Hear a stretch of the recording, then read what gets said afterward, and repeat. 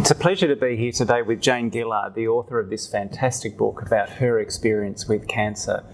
Jane, welcome to the Cancer Council. It's great to have you here. So Jane, can you tell us about your experience with cancer? Yes, I can.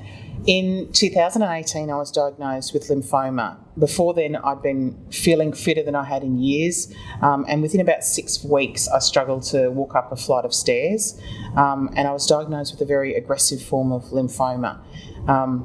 Then I went into the hospital system. So from about 2 weeks from being told, we think you have cancer, I was in hospital getting my first round of chemotherapy. So it was a very, very quick treatment. I had 6 rounds of chemotherapy and immunotherapy, and I thought I had gone into remission, but it relapsed very quickly. So then I had a stem cell transplant, which is also known as a stem cell release, and it used to be called a bone marrow transplant. And for that, I was in hospital for a full 3 weeks and very intensive chemotherapy before that. And that the whole treatment probably lasted about 9 months. Yeah. And then I guess my husband refers to it as they rebooted my immune system. So they gave me enough chemotherapy to sort of pretty much shut down as much as they could and kill the cancer. And then they brought me back. So I was quite very unwell for a long time, and it took a long time to recover. Yeah.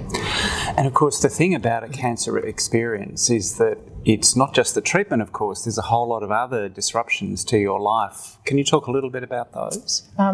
Well, at the time that I was diagnosed, I was actually working 2 jobs. I had children ages 7 and 10, and it was my life was too busy. And I remember when the doctor said, "Look, we think it's cancer," I remember thinking, "I don't have time to have cancer. Where on earth would I fit in the time to have cancer in this busy life that I had?" And as a mother, you're the heart of a family, and so. I guess it was such a curveball thrown to the whole family to have me unwell and unable to do things. So things that you take so for granted, like driving your kids to school, suddenly that was impossible, and I couldn't do that. Making school lunches and who was going to cook the dinners, and so just the challenge of managing the family, the logistics was actually really incredibly difficult. Yeah. And tell us about how the support that you had from your family and how, as a family, you were able to take on this enormous challenge that was now in your life. My husband's Scottish and I'm from Tasmania, so we don't actually have any family in Melbourne at all. So it was quite difficult because my mum was flying back and forth from Tasmania. Tassie's roads are very, very different from Melbourne roads, and so she doesn't want to drive. So, and she also doesn't like to cook. And so I had to have a lot of support from the wider community, the school community. So I had mums dropping off food, driving my kids to school. So I really had to rely on a network of help. And tell us how this wonderful book came about. So when I got cancer, I knew that I would not be able to keep something this big from my kids, that I needed to tell them that I had cancer and things were going to change quite quickly. And so we sat the kids down to tell them, and I was really looking for information about how I can tell them, and the Cancer Council actually put out a really good booklet called Talking to Kids About Cancer, and I read that, and that's got some great information for parents about how to broach these conversations in an age-appropriate way. But what I wanted was I wanted a fictional book that I could read to the kids so that they could understand what that experience was. And as I looked, there was nothing available. There were American books that made light of mum losing her hair and where has it gone, or there were stories about sort of bereavement, but there was nothing in that middle ground that told how it would change their everyday lives, like that kids are going to be having extra play dates, that they're expected to help around the house, that, I might lose my hair, or, mum might be fatigued. So these were the things that I really wanted to tell my kids, that and to prepare them for every day that I couldn't find. So that's why I ended up writing the book. Yeah. And tell me, how old were your children at the time of your diagnosis? When I was initially diagnosed, it was just before their birthday, so they were 7 and 10. But my whole treatment took a good 9 months, so they aged during that time.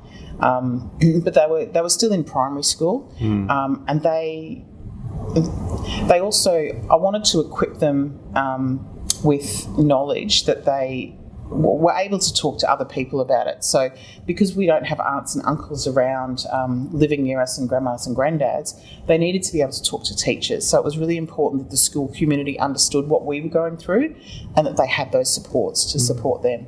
Yeah. And so a few years on, what have they taken out of that experience, and how has your experience shaped the way that they think and communicate about cancer? Sometimes I think that going through something so traumatic as this has really changed the dynamic in my family. So my kids are much more considerate of me and how I'm going, and if I get stressed, I think we all communicate much better as a result of it. But I think the other thing is that we are very honest with each other, because I think that was the thing that I really was glad that I had been completely honest with them all the way through about the experience. And I think we've come through the other side as a much stronger unit. Yeah. How beautiful. And what were some of the lessons that you took out of writing a book, preparing to write a book, researching? What were some of the most important lessons for you that came out of that experience? So I am a writer, but I don't write to process things. And a lot of my friends had said, oh, you should write a book about your cancer experience. But I didn't want to read a book about cancer, so why would I write one? But one of my friends pushed me and she said, look, it's really important that you actually, you should write this resource for children. So when I sat down to write it, it actually only took me about 90 minutes to write it. It's less than 1,000 words, so it's not that amazing. But it took me a long time to get it right. So I didn't want it to be just my story. I wanted it to be a resource. So I consulted with the Cancer Council. I spoke to my oncologist. I gave it to nurses. I gave it to kinder teachers. I gave it to teachers to try and get feedback to make sure that it worked as a resource and it wasn't just my story. Yeah. Fantastic. And tell me, are there more books like this in the future, do you see? I have been thinking about another couple of books, but I don't think it'll be about cancer. I'm not sure. Yeah. At some point I'll get around to it. When I wrote it, it's very easy to write something like that, but the illustration is actually quite complex. So I asked my friend who's a graphic designer to illustrate it, and she agreed to illustrate it, but she didn't have any time. So when the pandemic hit, all her work dried up. So she suddenly had time. So she had this concept that she wanted to be very bright and light and happy because the subject matter is quite heavy. And so because of the pandemic, she had all of this time to actually put it together. So I was really grateful that she had the time to do that. Yeah. One of the things that I think you did incredibly well in the book was turn an experience, which can be traumatic for people, things like changes to their body, hair loss, etc. But you found a way to bring that into the conversation in a way that didn't dodge the issues, but at the same time found a way to communicate with empathy. I can't imagine how difficult that would have been to get that balance right. I guess it's not something that I had really thought about. I literally just sat down and wrote it, so I think I'd been mulling about it for a while, and I was trying to provide something that I would have wanted to give to my kids at the time, so I was writing with that end audience in mind. So the other thing about the book is at the time that I wrote it, I was still getting treatment for chemotherapy, so I wasn't in remission, and so the book doesn't end with that happy remission. This is the end of cancer, because I discovered that not all cancer ends in remission, and some people have to live with cancer. And so the story has a different sort of an arc and a sort of open-ended ending as a result of that. Yeah. Wonderful. So Jane, tell me where the purple scarf came from. And I noticed you've got the purple scarf on today. So this is the actual purple scarf. So the chemotherapy I had, it meant that I had to lose my hair, and I love this scarf, and so I wear it all the time. And in the book, I wanted the scarf to show the passage of time. So the scarf starts off around my neck, and then as I lose my hair, it sort of covers the fact I'm losing my hair, and then I wear it over the top of my hair because I have no hair. And then as I get better again, it goes back around my neck again. So I guess it's a symbol of the hair loss, but also the passage of time through the book. Yeah, what a beautiful story. Jane, tell me about the experience. So you've been through cancer experience and then got to go through the additional challenge of discussing with your children about that experience. What insights do you take out of that?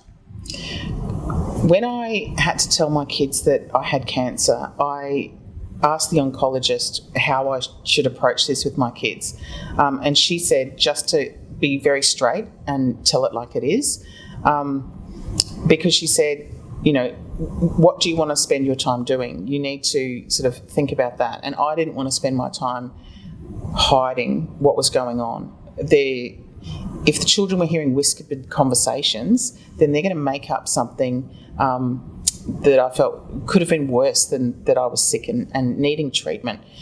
So we chose to be very open and honest. And when it came to telling the kids that I had cancer, I couldn't do it. So I had to get my husband, Scott, to do it. And he basically said, look, Mum's got cancer. She can be treated. It's going to be lots of time in hospital. And you guys are going to have to step up a bit. So we were very upbeat, but very honest in our response to them. I guess we didn't know a lot, but we did know that I would lose my hair. And we did know that I would have to go in and out of hospital quite a bit, and I would have to get chemotherapy. So for me, I sort of felt that it was very important to arm them with the knowledge, and I also didn't want to hide it as a family from other people so that they felt that they couldn't talk about it. So for me, it was really important that I let the teachers know, the school know, other school mums know, I couldn't have hidden it anyway because I lost my hair. So it was by telling people, I felt that I was creating this army of support around our family, and I felt that the kids really needed that. And I'm grateful because there were some instances where they needed to talk to other people or they needed support. So I'm very glad I did that. And I would do the same again. Absolutely. Yeah. That's brilliant. And looking at several years on, how has it changed your children? What changes do you see in them having been through this experience? I guess having survived cancer and come out the other side, we're all much more grateful for the everyday. So we try and be grateful to spend time in each other's company, to enjoy sort of holidays together, but enjoy walks or bike rides or the simple things in life. And I guess that for me as a parent, it's also allowed me to sort of back off that trying to view success through different eyes. Success doesn't mean having good marks at school or whatever. I think it's probably more important that we just enjoy the time that we've got here. Life is short, so we just need to enjoy it and grasp what we have with both hands. Yeah. That's wonderful. And Jane, I noticed you're in touch with some of our people here at the Cancer Council to help you with writing this book. How was that experience? I felt that it was really important for me to give something back. So it wasn't, I wanted to provide a resource not just for other parents, but I wanted it to be something that would be able to give something back to the people who'd helped me. And Cancer Council had always provided such amazing resources. So I wanted to actually put a donation back to Cancer Council from this book. So $1 for every copy goes back to Cancer Council.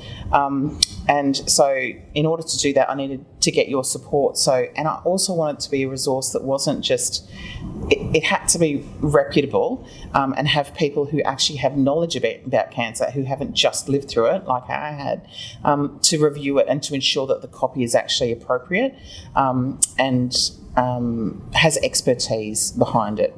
So Cancer Council reviewed it, and I'm very grateful that they did. But for me, it was very important to give something back to Cancer Council as a result of this. Thank you, Jane. And can I say we're so grateful to you too, because I think what you've done with this book is create such an important resource for what can be one of the most challenging experiences that people with cancer will face in their lives. So thank you very much for allowing us to be a very small part of your experience. You're welcome. Thank you, Todd. Thank you.